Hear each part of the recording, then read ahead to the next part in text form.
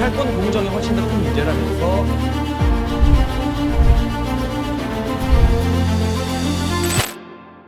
시사평론가 장예찬입니다. 오늘의 팩트는 더불어민주당의 어벤져스가 나타났다입니다. 어벤져스 아시죠 여러분? 캡틴 아메리카, 아이언맨, 저는 또 특히 헐크를 좋아하는데요. 이런 어마어마한 한 사람 한 사람이 영웅에 해당되는 이 어벤져스들이 더불어민주당에 나타나서 박영선 서울시장 후보 그리고 나아가서 이 재보궐 이후 1년도 남지 않은 대선을 향해서 뛰고 있습니다. 이게 과연 팩트일까요? 네, 팩트가 맞습니다. 이 어마어마한 어벤져스들 이름만 들어도 놀라실 겁니다. 우선 이낙연 선대위원장, 이재명 경기도지사, 임종석 전 청와대 비서실장, 추미애 전 법무부 장관, 마지막으로 이광재, 현재는 국회의원이지만 강원도지사도 했었죠. 한 명 한 명이 잠재적 대선 주자로서 부족함이 없습니다. 그 이름 한 사람 한 사람이 사실은 전국적인 거물이기도 하고요. 그런데 이 어벤져스들이 모여서 타노스를 상대로 싸우느냐, 원팀을 이루느냐. 근데 사실 인터넷에서 타노스를 문재인 대통령에 빗대서 문노스라고들 하더라고요. 그럼 이 어벤져스는 무엇을 하고 있느냐? 네, 놀랍게도 이 어벤져스는 지금 박영선 서울시장 후보의 앞길에 죄를 막 뿌리고 있습니다. 누가 더 흙탕물을 뿌리나, 다 된 밥에 코를 푸나. 사실 이 서울시장 선거가 박영선 후보 입장에서 다 된 밥이었던 적은 없지만 그래도 코를 풀어도 너무 푸는 거 아니냐는 말이 나올 것 같고요. 예를 들면 저는 박영선 후보가 임종석 전 실장 뺨을 쳐도, 소위 우리가 말하는 대로 싸대기를 쳐도 무죄라고 생각을 합니다. 이 어벤져스들 서울시장 앞길만 막는 것이 아니라, 선거만 망치는 것이 아니라 재보궐이 끝나게 되면 보수 야권에서는 국민의힘을 중심으로 또 이번에 열심히 선거운동 돕고 있는 국민의당의 안철수 대표, 중도 진영의 대표성을 부여받게 된 금태섭 전 의원, 그리고 누가 뭐래도 지금 명실상부 최강의 대권 주자로 떠오른 윤석열 전 검찰총장과 함께 정계 개편이 이루어질 겁니다. 많은 당들이 하나가 될 것이고요. 시민단체나 또 윤석열 전 총장을 지지하는 세력도 들여와서 더 큰 이번, 더 큰 반문연대, 반문에서 벗어나 중도와 보수가 통합이 되는 중도보수 대연합이 만들어질 게 분명합니다. 바로 그 중도보수 대연합을 계산해 두고 안철수 후보나 금태섭 전 후보나 아주 열심히 선거 유세 돕는 거 아니겠습니까? 이들이 서울시장만 돕는 게 아니라 부산에 직접 내려가서, 안철수 대표 같은 경우는 부산 출신이잖아요. 부산 사투리도 쓰면서, 안철수 대표와 부산 사투리 여러분 들어본 적 별로 없으시죠? 어울리지 않는 것 같은데 그럼에도 불구하고 박형준 후보까지도 팍팍 도와주는 모습 보이고 있습니다. 그런데 더불어민주당은 이번 선거 부산, 서울 모두 아주 어렵다는 전문가들의 평가가 대체적입니다. 이 선거 이후에 대선이 다가오는데 어떻게 될 것이냐. 제가 말한 어마어마한 어벤져스들이 이 서울시장 선거를 두고 다가오는 대선을 두고 각자의 생각이 다 다릅니다. 여러분, 어벤져스 중에 시빌워라는 시리즈가 있는데 이건 캡틴 아메리카 편과 아이언맨 편이 싸우는 내전입니다. 그런데 더불어민주당 어벤져스들의 싸움, 내전은 시빌워와는 비교도 되지 않을 정도로 정말 서로를 물고 뜯고 피가 튀는, 너를 죽이지 않으면 내가 죽는다 수준의 어마어마한 내전이 서울시장 재보궐선거가 끝나고 열릴 가능성이 높습니다. 먼저 이낙연 선대위원장 같은 경우는 지금 여권의 명실상부한 탑 대선 주자였다가 갑자기 지지율이 추락을 했어요. 본인이 당 대표를 하면서 오히려 민주당도 어려워지고 문재인 대통령도 레임덕이 오고 서울시장, 부산시장 그냥 먹을 줄 알았는데 다 뺏기게 생겼어요. 특히나 서울 같은 경우를 국민의힘에 넘겨주게 되면 이낙연 선대위원장의 정치 생명, 대선 주자로서의 희망의 불꽃은 거의 꺼지는 것이나 다름없습니다. 그래서 막 부랴부랴 문재인 정부 부동산 정책 잘못했다, 국민에게 사과한다, 반성한다, 읍소하고 절하는 기자회견도 하고 그러지만 부동산 관련해서는 이낙연 선대위원장의 말을 아무도 믿지 않습니다. 왜냐? 지난 총선 직전에 자기들이 이기면 종부세 완화하겠다고 했거든요. 재산세 인하하는 기준을 더 높여주겠다고 했거든요. 그런데 선거 끝나는데 여러분 어떻게 됐어요? 종부세 완화됐나요? 재산세 인하되는 주택들이 늘어났나요? 그렇지 않습니다. 종부세, 폭압적인 종부세가 지금 이제 소득이 없는데 집 한 채 남은 게 전부인 은퇴자들을 서울에서 내쫓아서 지방으로 내몰고 있고요.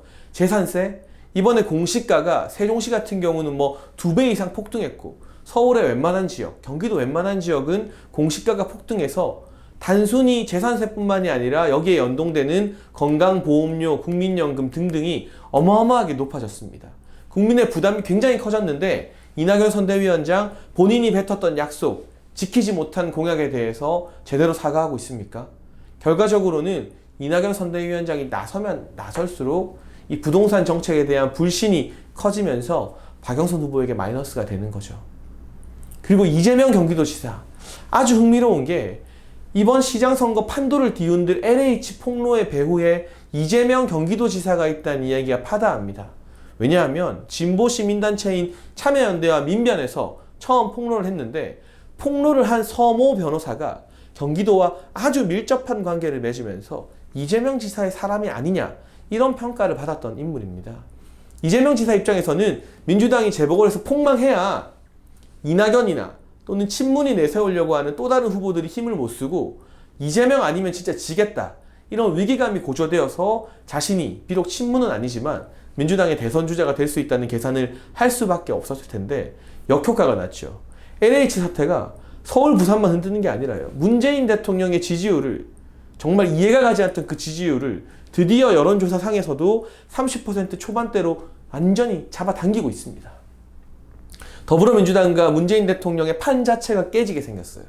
그래서 지금 더불어민주당의 수많은 의원들이, 또 친문 의원들이 이재명 해도 너무한 거 아니냐, 어떻게 이럴 수가 있느냐, 그 비토 정서가 굉장히 높아졌다고 해요. 그래서 이재명 지사가 부랴부랴 박영선 후보 만나서 이야기했죠. 그리고 본인 결혼 30주년이라고 휴가를 내서 갑자기 부산을 갑니다. 아니, 결혼 30주년에 부산을 왜 갑니까? 부산시장 보궐선거가 열리는 판국에.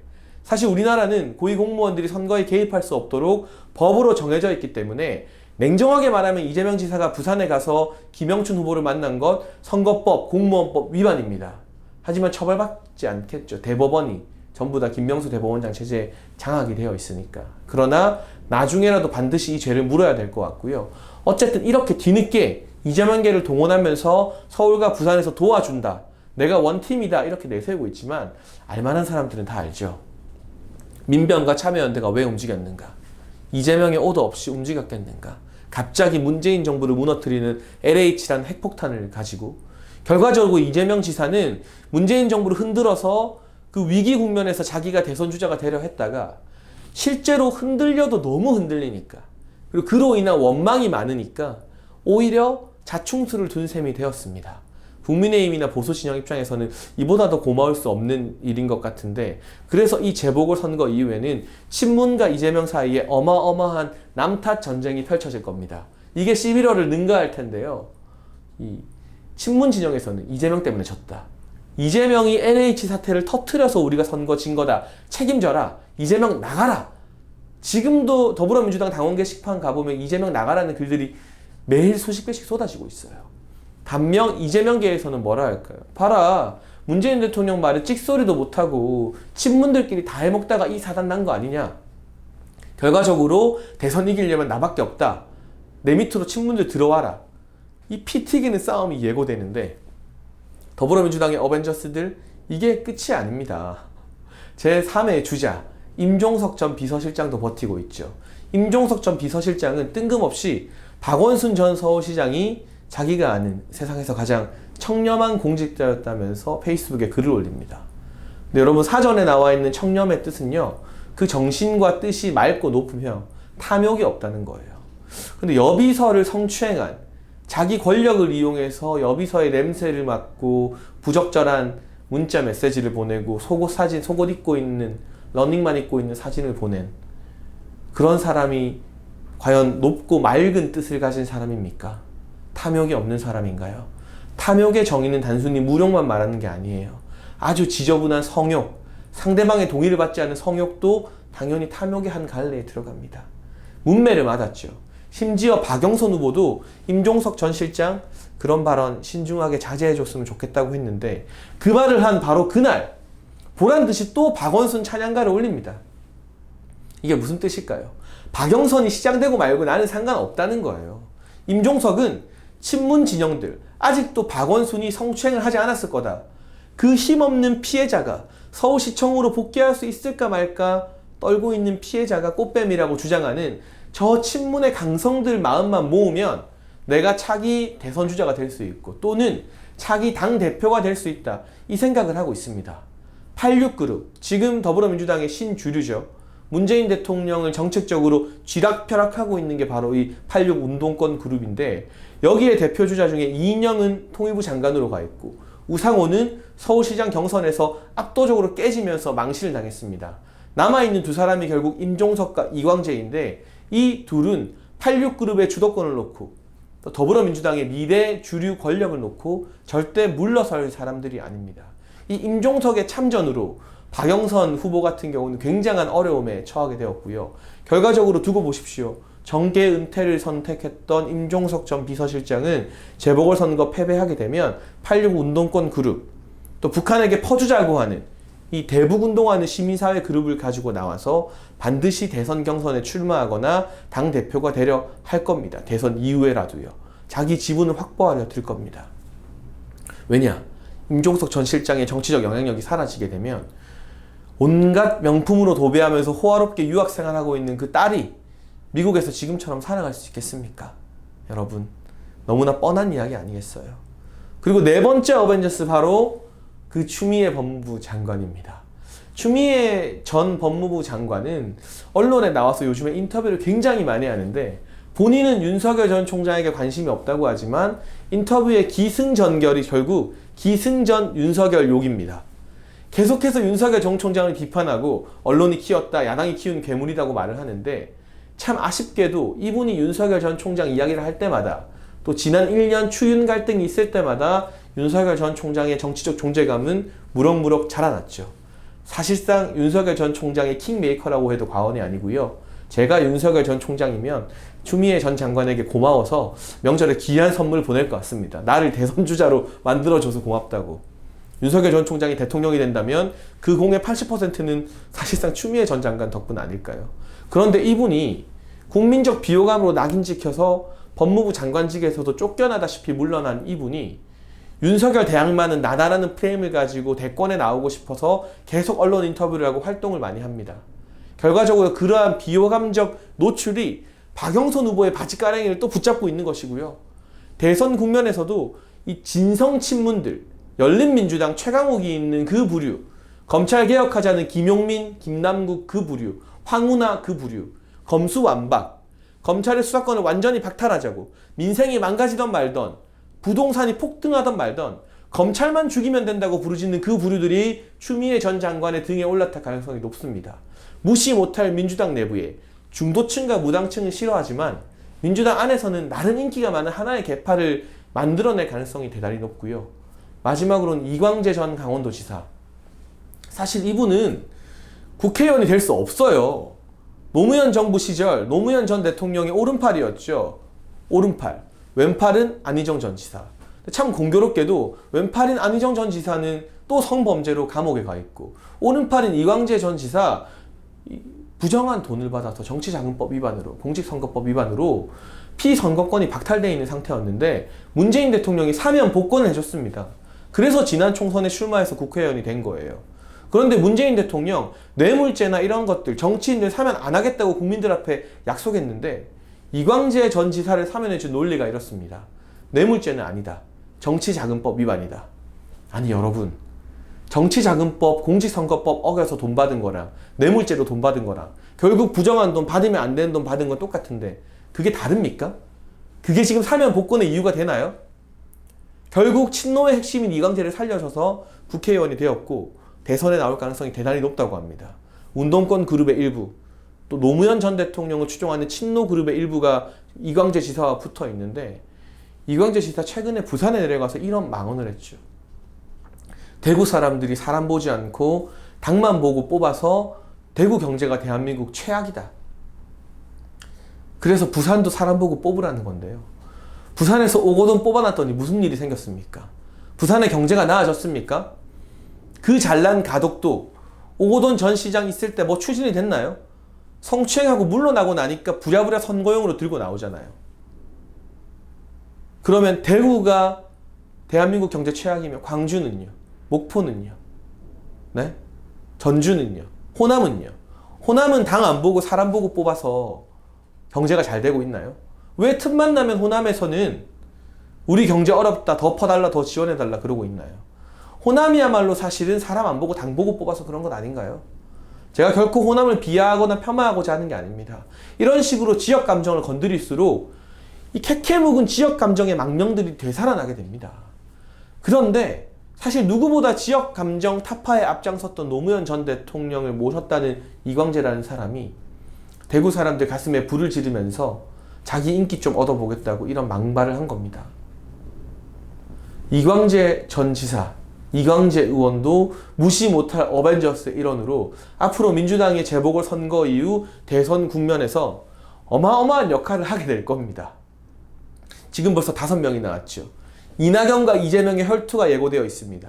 그리고 오늘은 말씀드리지 않았지만 정세균 전 총리도 새로운 대권 후보가 되기 위해서 총리죠, 아직까지. 근데 이제 곧 전 총리가 될 거예요. 새로운 대권 후보가 되기 위해서 사표를 미리 써놓은 거나 마찬가지라고 합니다. 언론 보도를 보면 올해 초에 문재인 대통령에게 대선 출마를 위해서 사표 쓰겠다고 말했다는데 지금 대한민국이 아직까지 코로나로 자영업자들이 신음하고 있고 그놈의 백신은 도대체 언제쯤 들어와서 맞을지도 모르는데 총리라는 사람이 제밥에만 관심이 있는 거죠. 나 언제 대선 출마하나 그 생각만 하고 있으니 나라가 제대로 돌아가고 행정부가 제대로 돌아가겠습니까?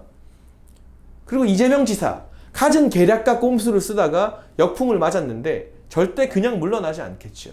이들의 혈투 뒤에 추미애와 임종석, 이광재 이런 사람들이 중도층과 무당층의 민심을 툭툭 돌리게 만들고 대신 강성 친문, 강성 지지자들만 모으는 그 마이너스의 정치를 할 겁니다.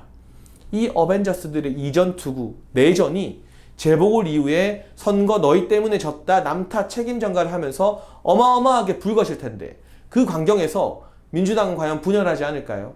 진보는 분열로 망한다는 오랜 격언이 문재인 정부 들어서 조금은 예외가 되었지만 원래 늘 분열하고 늘 싸우고 늘 헐뜯던 집단이 바로 진보 진영입니다. 그들의 본색이 잠깐 숨겨져 왔을 뿐 위기 상황에서는 결국 사람이 본색이 드러나기 마련입니다. 180석 없고 대통령 지지율 높을 때는 다 하하호호 잘 지내는 것 같죠. 사람 잘 될 때는 진면목을 알 수가 없어요. 그 사람의 바닥을 보려거든 위기일 때, 잘 안 될 때 바닥이 원래 진짜 성격이 나오는 겁니다.